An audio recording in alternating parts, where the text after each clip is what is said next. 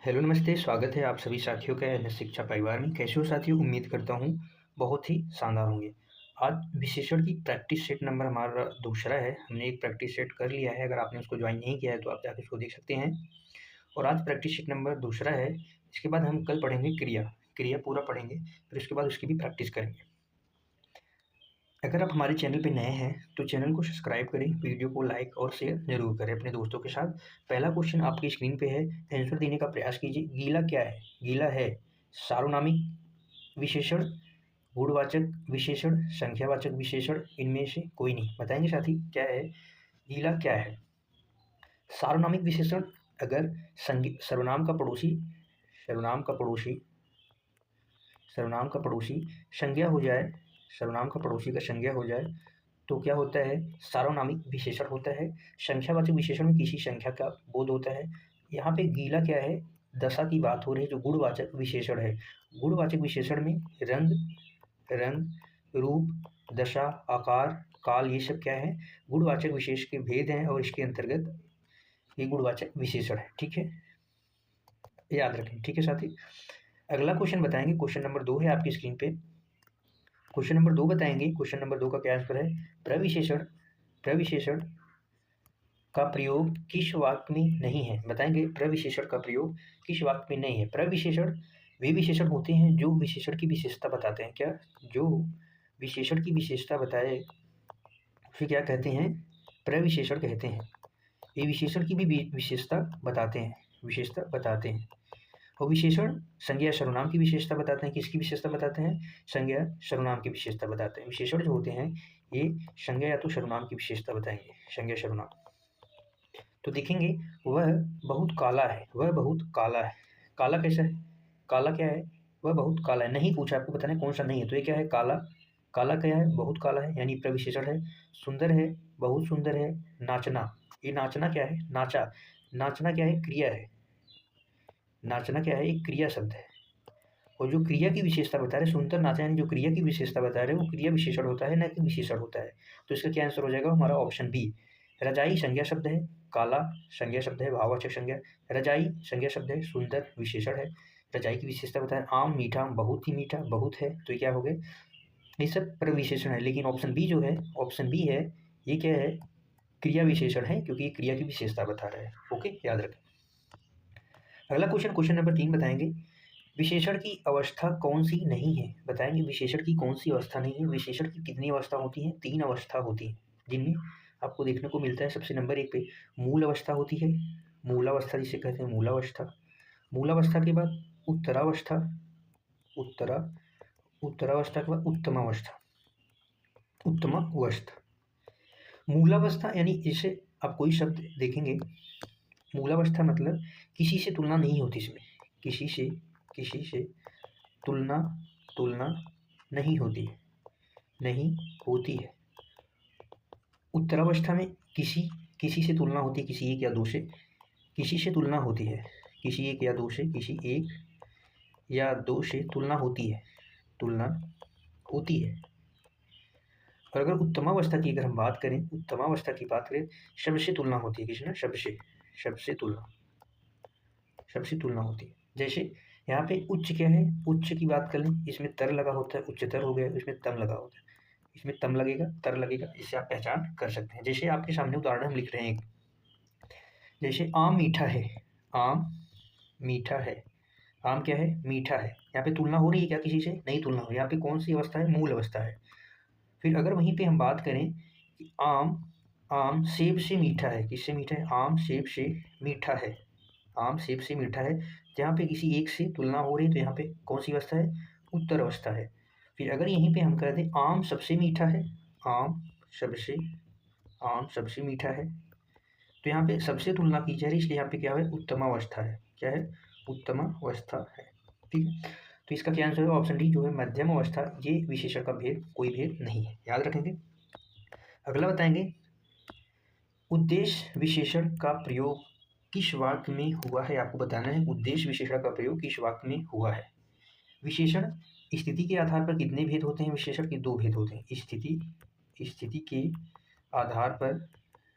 आधार पर 2 भेद होते हैं। कितने भेद? 2 भेद। नंबर 1, इसमें आपको मिलेगा उद्देश्य विशेषण, उद्देश्य।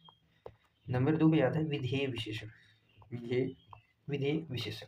ठीक है, तो बताएंगे क्वेश्चन नंबर 4 का आंसर, वह सुंदर लिखना जानता है, वह सुंदर है, उससे मीठा आम खाया, उसने मीठा आम खाया, वह आदमी अच्छा है। आदमी कैसा है? अच्छा है। अच्छा क्या है? विशेषण है। अच्छा क्या है? यहाँ पे विशेषण है। आदमी क्या है? संज्ञा शब्द है, और जिसे क्या कहते हैं? विशेष कहते हैं। अगर विशेष के बाद विशेषण आए, विशेष के बाद विशेषण आए, तो वहाँ पे क्या होता है? विधेय विशेषण होता है, विधेय विशेषण होता है, जो आप यहाँ पे दूसरा भेद होता है फिर। अगर यही होता हुआ अच्छा आदमी है, जैसे उसने आम मीठा खाया, तो यहाँ पे विधेय विशेषण होता है। इसका क्या आंसर है? Option C. ऑप्शन सी यानी मीठा पहले आ गया। क्या है ये? मीठा क्या है? विशेषण है। अगर विशेषण पहले आ गया और बाद में विशेष आता है, तो क्या होता है? उद्देश्य विशेषण होता है। उद्देश्य विशेषण का उदाहरण है। ठीक है, याद रखें। अगला क्वेश्चन बताएंगे, आपकी स्क्रीन पे है। सारस की सारस की तरह लंबी गर्दन बड़ी अजीब लगती है। सारस की तरह लंबी गर्दन बड़ी अजीब लगती है, विशेषण पदबंध है। विशेषण विशेषता बताते हैं संज्ञा या सर्वनाम की। संज्ञा या सर्वनाम शब्द की क्या करते हैं? विशेषता बताते हैं, संज्ञा या सर्वनाम। यहाँ पे विशेषता किसकी बताई जा रही है? गर्दन की। विशेषता किसकी बताई है? गर्दन की। वो कैसी है? गर्दन कैसी है? सारस की तरह लंबी। सारस की तरह लंबी, यही क्या है? विशेषण पदबंध है। ठीक है, विशेषता यही बता रहा है, सारस की तरह लंबी गर्दन। गर्दन की विशेषता सारस की तरह लंबी। गर्दन कैसी है? सारस की तरह लंबी। अगला क्वेश्चन, क्वेश्चन नंबर 6 है। संज्ञा शब्द से बना विशेषण नहीं है। आपको बताना है कि कौन सा ऐसा शब्द है जो संज्ञा से नहीं बना है। भूखा, सड़क छाप, लिखित, दयालु। क्या होगा इसका आंसर? भूख से बना है भूखा। भूख से क्या बना है? भूखा। ये संज्ञा से विशेषण बना है। सड़क से बना है सड़क छाप। सड़क से बना है सड़क छाप। दया से बना है दयालु। दया से क्या बना है? दयालु। तो ये भी क्या है? ये भी क्या है? विशेषण है, लेकिन इसका आंसर हो जाएगा ऑप्शन सी। ऑप्शन सी जो है, क्रिया से बना है लिखना। लिखना क्या है? क्रिया है। ये क्रिया से बना है। ओके, याद रखिए। इसका क्या आंसर हो जाएगा? Option C. यहाँ पे पूछा नहीं, तो क्या हो जाएगा? नहीं है, लिखित। अगला क्वेश्चन, क्वेश्चन नंबर 7 है आपकी स्क्रीन पर। निम्नलिखित में से संज्ञा से बना विशेषण कौन सा है? फिर से बताना है आपको, संज्ञा से कौन सा बना विशेषण है। अड़ियल है, सुगंधित है। इसमें बताना है कौन सा है, उसमें बताना था कौन सा नहीं है। इसमें बताना है कौन सा है, कमाऊ, निचला। बताएंगे साथ ही। क्वेश्चन नंबर 7 का क्या आंसर हो जाएगा? अड़ियल जो है, अड़ना से बनना है। अड़ना क्या है? क्रिया है, अड़ना से बना है। कमाना भी क्या है? क्रिया है, कमाना। कमाऊ बना है कमाना से। नीचे, नीचे ऊपर, ये नीचे से बना है। इससे बना है, नीचे से बना है। तो यहाँ पे हमारा क्या आंसर हो जाएगा? Option B. सुगंध क्या है? जो भाववाचक संज्ञा से बना है। जो क्या है? भाववाचक संज्ञा से बना है, सुगंध से। सुगंध से बना है, सुगंधित। और ये नीचे से बना है, किससे बना है? नीचे से। तो हमारा ऑप्शन क्या हो जाएगा? सुगंधित जो है, सुगंध से बना हुआ विशेषण है। अगला क्वेश्चन, क्वेश्चन नंबर 8 आपकी स्क्रीन पे। इनमें से विशेषण उपवाक्य है। विशेषण उपवाक्य है, कौन सा है बताएंगे। यदि जो रुपए मुझे मिले थे वे खर्च हो गए, जो कहे यदि वह कहेगा तो मैं भी चलूंगा, गुरुजी ने कहा वे आज नहीं आएंगे, मैं जो ही वहां पहुंचा वह चला गया। बताएंगे क्या होगा इसका आंसर साथी। इसका आंसर हो जाएगा ऑप्शन ए।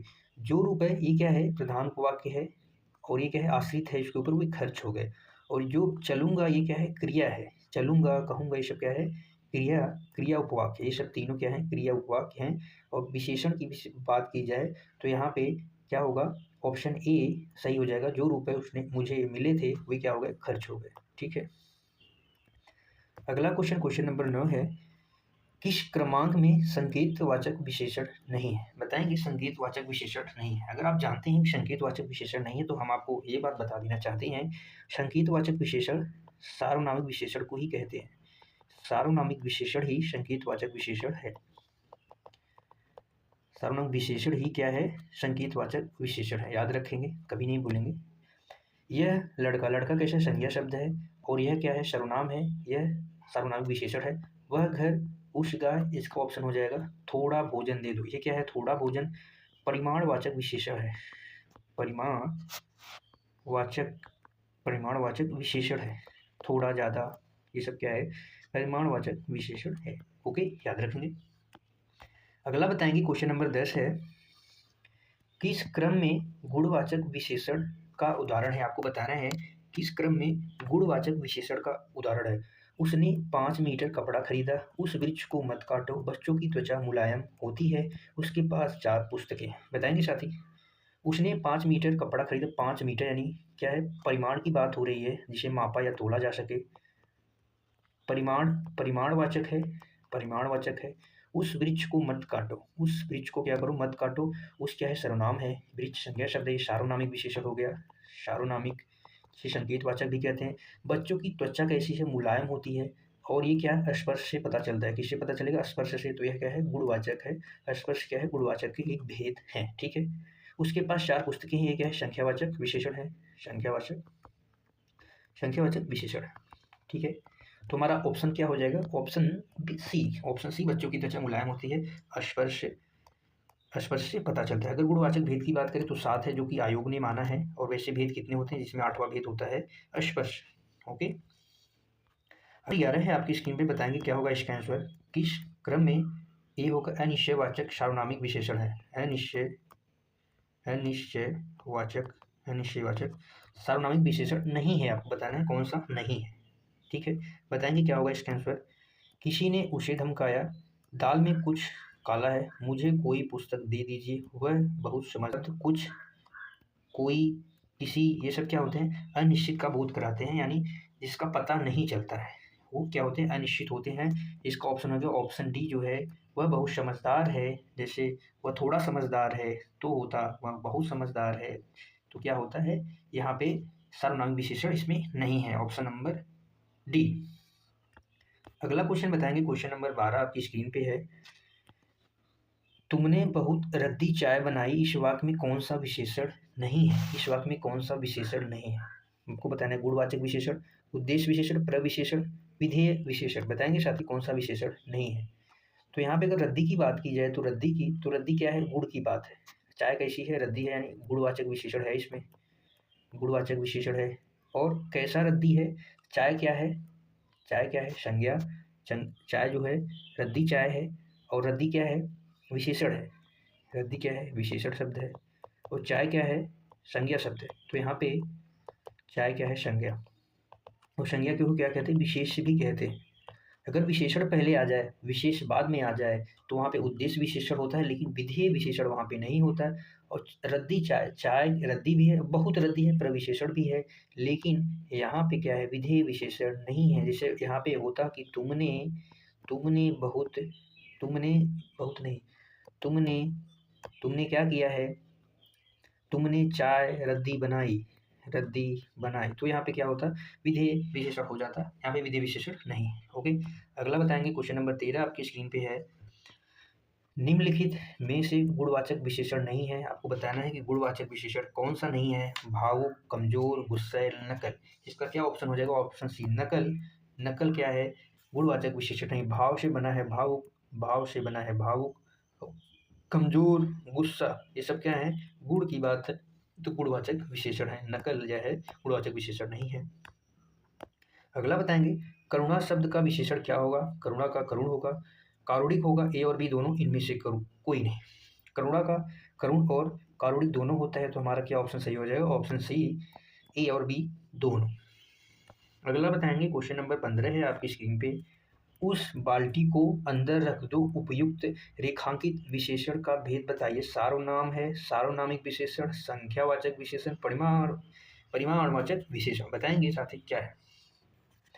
उस शब्द की अगर बात करें तो ये क्या है, सर्वनाम है। उस शब्द क्या है, ये सर्वनाम शब्द है। उस शब्द क्या है, सर्वनाम है। अगर बाल्टी की बात की जाए तो ये क्या है, संज्ञा शब्द है। और क्या करता है, बाल्टी की विशेषता बताया जा रही है, सार्वनामिक विशेषण है। अगर सर्वनाम का पड़ोसी संज्ञा शब्द हो जाए तो सार्वनामिक विशेषण होता है। तो इसका क्या आंसर हो जाएगा, ऑप्शन बी। अगला बताएंगे, क्वेश्चन नंबर 16 है आपके स्क्रीन पे। विशेषण के कितने भेद होते हैं। अगर आपसे विशेषण के भेद पूछे तो विशेषण के कुल कितने भेद होते हैं, 4। अगर विशेषण के कुल भेद पूछे कितने होते हैं, कुल भेद अगर आपसे पूछा जाए तो कुल भेद कितने होते हैं, 5। और 5वां कौन सा भेद होता है, व्यक्तिवाचक विशेषण। और ये बहुत कम देखने को मिलते हैं। जैसे हमने कहा बनारसी, जोधपुरी, ये सब क्या है, ये सब गुणवाचक व्यक्तिवाचक विशेषण हैं। जोधपुरी, ये सब क्या है, व्यक्तिवाचक है, बहुत कम देखने को मिलते हैं। और अगर स्थिति के आधार पर विशेषण के भेद पूछे, स्थिति के आधार पर, तो कितने भेद होते हैं? 2 भेद होते हैं, ठीक है। एक उद्देश्य विशेषण होता है और एक विधेय विशेषण होता है। कितने भेद होते हैं? 2 भेद होते हैं स्थिति के आधार पर। कुल भेद अगर पूछे तो 5, विशेषण के भेद पूछे तो कितने? 4।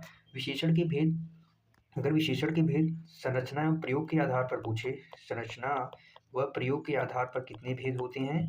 तो वो भी कितने भेद होते हैं? 4 भेद। आप बताएंगे कितने भेद होते हैं? 4 भेद होते हैं। ओके, अगला क्वेश्चन है क्वेश्चन नंबर 17 आपकी स्क्रीन पर। तुम तो सुनील से अधिक दुर्बल हो, इस वाक्य में विशेषण की कौन सी अवस्था है? आपको बताना है कि कौन सी अवस्था है। मूलावस्था, उत्तरावस्था, उत्तमावस्था, मध्यमावस्था। मध्यमावस्था कोई अवस्था ही नहीं होती। विशेषण की कुल 3 अवस्थाएं होती हैं, जिसमें पहला मूलावस्था और उत्तरावस्था और उत्तमावस्था होता है।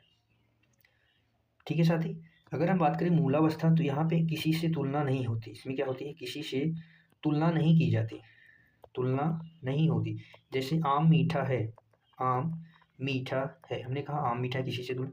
यहाँ पे किसी एक या दो से तुलना, किसी अन्य से तुलना होती है, अन्य से तुलना, किसी अन्य से तुलना। जैसे हमने कहा कि आम सेब से मीठा है, आम सेब से मीठा है, आम सेब से मीठा है, यहाँ सेब से तुलना हो गई।